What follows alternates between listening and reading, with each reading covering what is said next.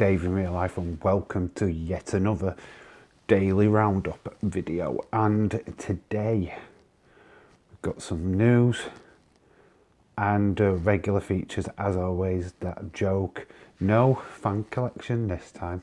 Yeah, that's shame on you guys for not sending anything in. But today's news, we're going to start with Veer is finally coming to Raw. Whoa, what? He's finally showing up. Oh my God, he finally has managed to pay for a taxi from his hotel room to Raw, wherever the show is going to be.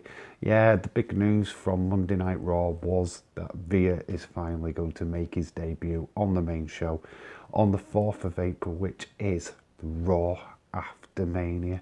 How big is that? Yeah, he's finally going to make his Raw appearance after that one of the longest vignette promos in history of wrestling. I mean, God, he's literally been coming for about 3 or 4 months now, and he's finally got a destination. They've finally got a final date where we get to see Veer. I hope he loses. That'd suck, wouldn't it? All this way and he loses his first match. Talking about WrestleMania, it has been announced that WrestleMania from now on is going to be a 2-night event. Yes, this was announced yesterday that WrestleMania is going to be 2 nights from now on, which has worked for New Japan Pro Wrestling, as Wrestle Kingdom has been over 2 nights for quite some time now. Yeah, the last three years have worked well for WWE.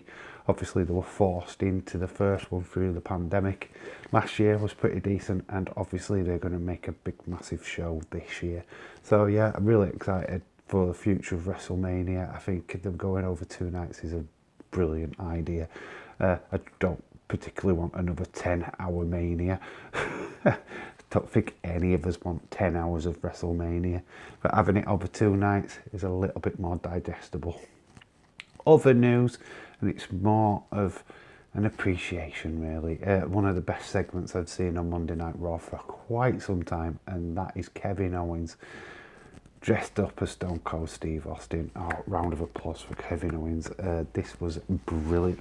How to get a stadium, well, an arena or whatever it was, heat, how to get maximum heat from a crowd, and he did it just by playing Stone Cold Steve Austin's music. And not only once did he get them, he got them twice. They got sucked in thinking that they was going to get Stone Cold Steve Austin, and out comes Kevin Owens dressed up as Steve Austin. It was really a cool segment. The fans, honestly, the reaction is just gold. Well done to Kevin Owens for that, and probably one of my favourite segments of this year so far. So round of applause to Kevin Owens. Now we're going to talk about WrestleMania. We've got 2 matches we're going to talk about today. And the 2 matches, well, we're going to start off with match number 1, which is Charlotte Flair versus Ronda Rousey. I mean, obviously, if you've joined my live streams, I've been very, very vocal about this match and what I think about it. And my opinion doesn't change. Yes, I think the build's better than I expected. And, you know, the feud itself is great. I'm loving the attacks. Ronda being put through a table, looking weak because she's been sneaked attacked. Lots of things what I find annoying is how are WWE trying to make out that Charlotte Flair has never been tapped out, which is absolute load of bull crap. Because we've seen it. We've had Sasha Banks tapping her out. We've had Becky tapping her out. We've had so many wrestlers tap out Charlotte Flair. How could they even come up with that idea?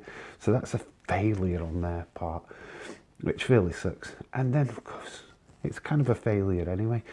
Everyone and the dog knows that Ronda Rousey is going to win at WrestleMania. It's clear. It's clear as day. Anybody what's picking Charlotte Flair, apart from my daughter, bless her, who has no clue about wrestling, but anybody who has a clue about wrestling is picking Ronda Rousey for the win. That for me just says boring. Why is that a main event? I'm not interested. I don't care how big caliber Ronda Rousey is. The fact we know that she's winning sucks. It bores the shit out of me.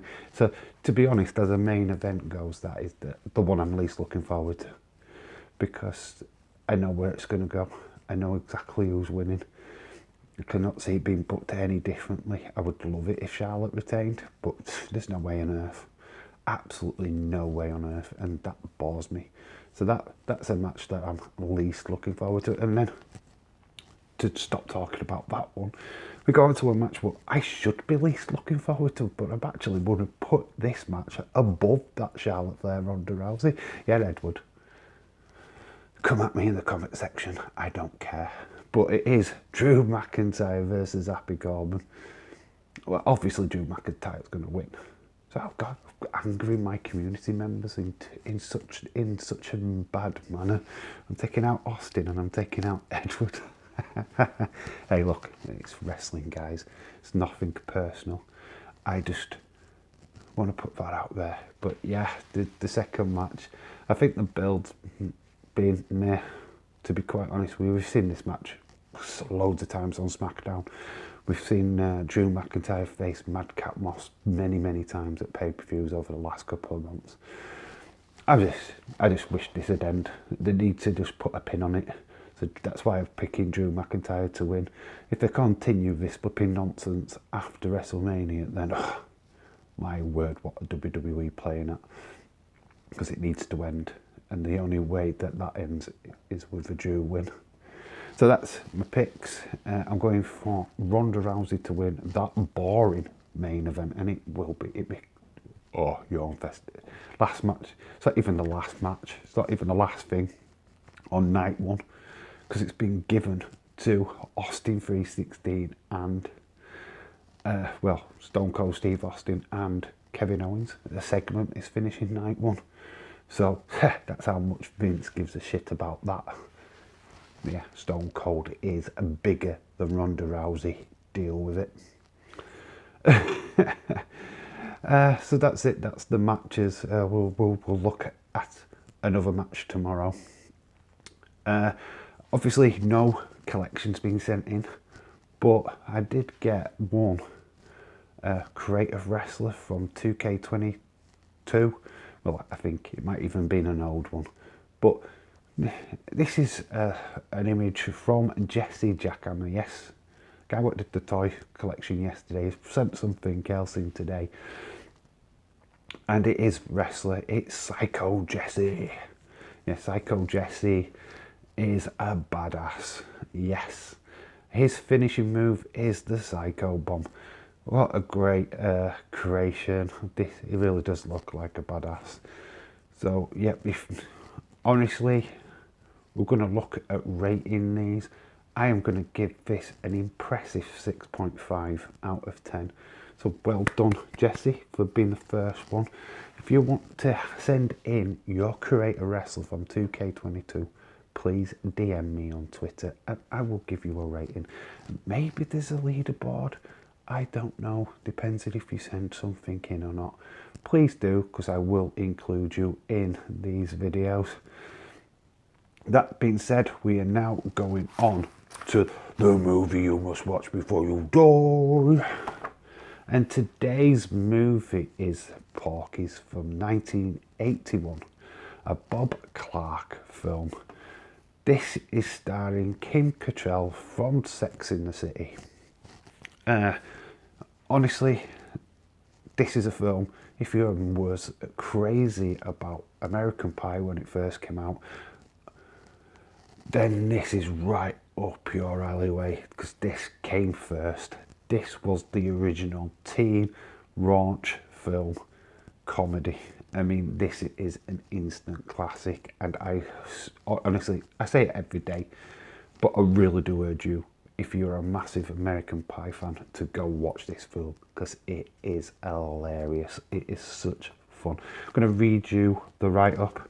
It's about 4 horny high school students who plot a revenge on a redneck owner of a strip joint who upset their hopes of losing their virginity. Yeah, pretty much.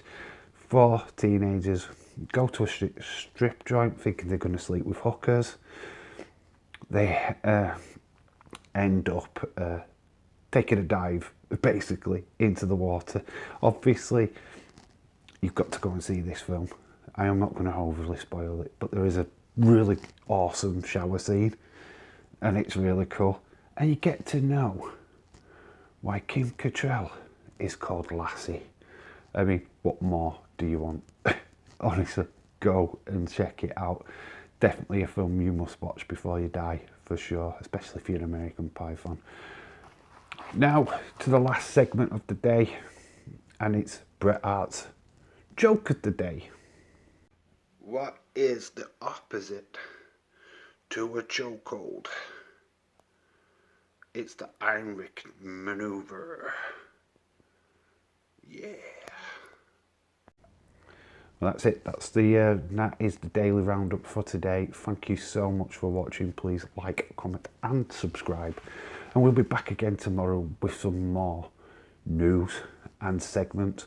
Please send stuff in and I will gladly put them onto the channel. But that being said, I've been Dave in real life. You've been awesome. Until tomorrow, bye for now.